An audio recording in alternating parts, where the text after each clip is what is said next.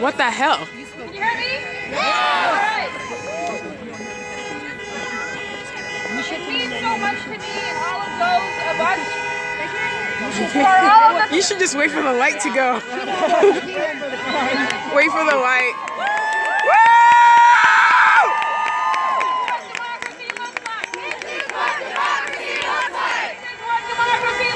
This is what democracy looks like! This is what democracy looks like! This is what democracy looks like! No ban, no wall! No ban, no wall! No ban, no wall! No ban, no wall! No ban, no wall!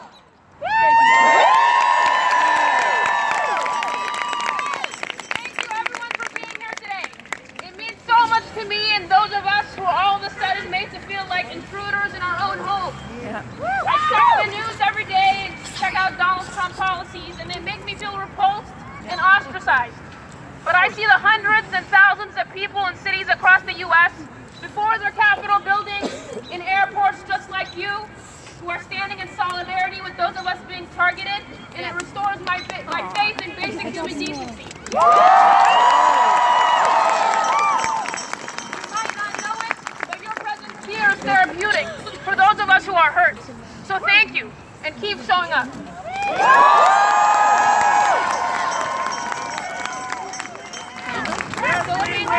Yes, we will! Yes, we will! Yes, we will! Yes, we will! Yes, we will! Yes, we will! Yes, we will! Go ahead and introduce myself. My name is Amal, and I'm the daughter of Sudanese immigrants. This place is my home.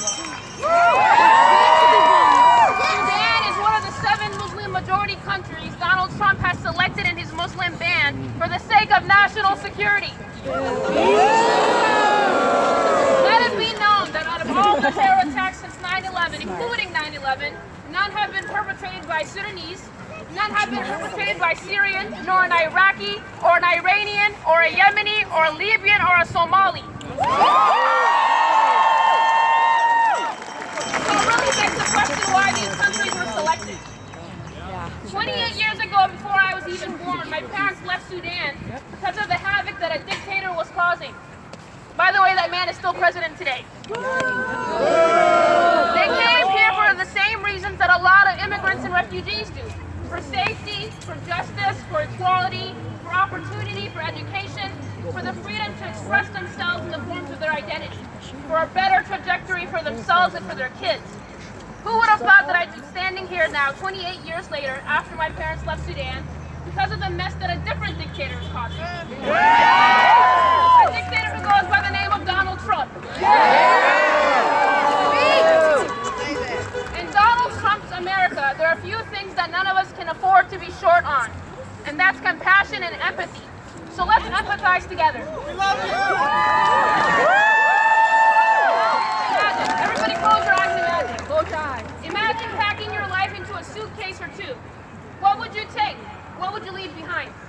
Imagine leaving everything that you know behind and going to a new place where you know no one and don't speak the language.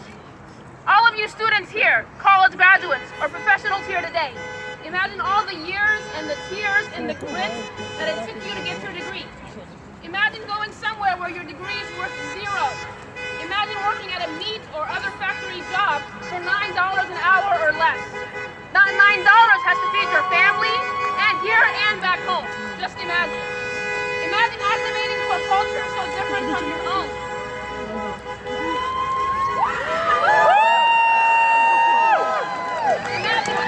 Imagine Thanksgiving or Christmas vacation and the delightful thought of seeing your family, but you need $2,000 for a round-trip ticket just to see them.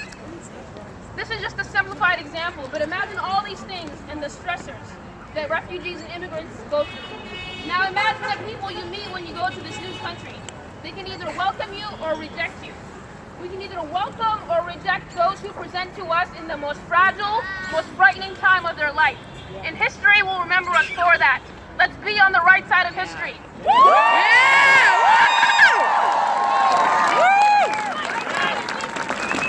Now, as a member of the Sudanese community, on behalf of my community. If you don't know, Nebraska has the largest Sudanese population outside of Sudan.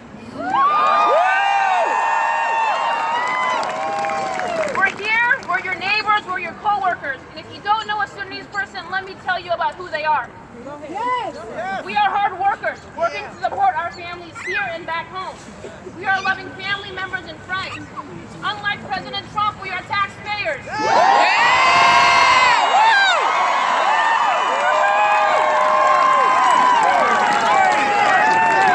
are PTA members, we are doctors, we are entrepreneurs, we are lawyers, we are teachers, and some of us have served in the armed forces. My father, for example, served for Iraq. Every other immigrant community, historically and going forward, we are an essential fabric to that what makes up America. I encourage all of you to open up your hearts and your ears, reach out a hand to an immigrant or a refugee, learn their stories, and determine for yourself their character. We are not the villains that we're made out to be. In about a year and a half, I'm getting ready to graduate med school at UNMC.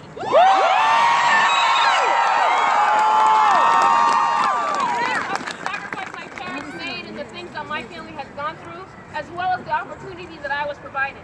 It's the pride of my life to know that my parents' immense sacrifice was not obsolete.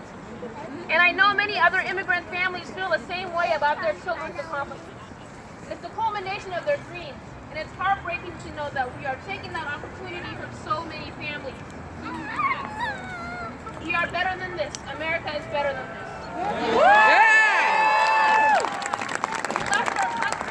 Because we were being silenced because of our identities.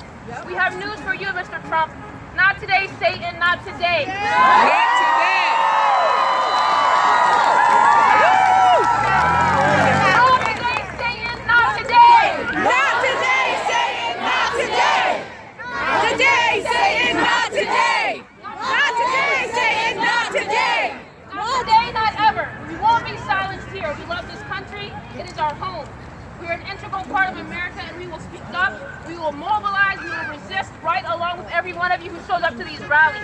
We will fight for those who Donald Trump has determined that he does not serve.